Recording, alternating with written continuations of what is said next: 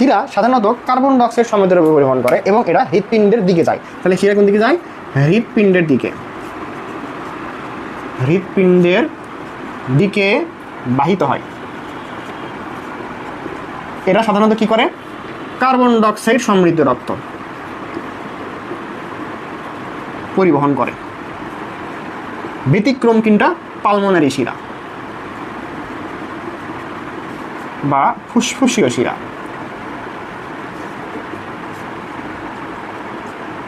এটা কি করে? অক্সিজেন সমৃদ্ধ রক্ত বা অক্সিজেন যুক্ত রক্ত পরিবহন করে।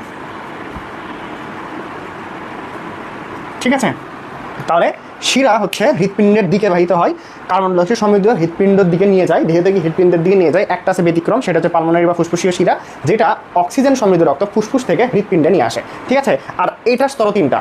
শিরাও কয় স্তর বিশিষ্ট? শিরা আবার 3 স্তর বিশিষ্ট। 3 স্তর বিশিষ্ট। আমরা যখন ধমনী পড়েছিলাম তখন বলেছিলাম যে ধমনীর লুমেন হচ্ছে ছোট। ধমনীর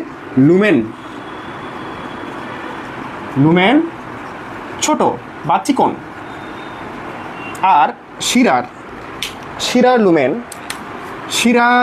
লুমেন বড় বা মোটা। ঠিক আছে, কিন্তু ইলাস্টিসিটি বেশি কার? ইলাস্টিসিটি বেশি কিন্তু ধমনীর। শিরার কিন্তু আমার কিন্তু ইলাস্টিসিটি নাই। আমরা সহজেই বলতে পারি যদি কারো যদি কোথাও কেটে যায়, বড় ধরনের কোনো ক্ষত হয়, তাহলে যদি ফিনকিতে রক্ত বের হয় তাহলে আমরা বলতে পারি সেখানে ধমনী ক্ষত বিক্ষত হয়েছে। আর যদি রক্ত চুয়ে পড়ে বা গড়ে পড়ে তাহলে আমরা বলতে পারি সেখানে শিরা ক্ষত বিক্ষত হয়েছে, কারণ ধমনীতে রক্তের প্রেশার, রক্তের চাপ অনেক বেশি থাকে। ঠিক আছে।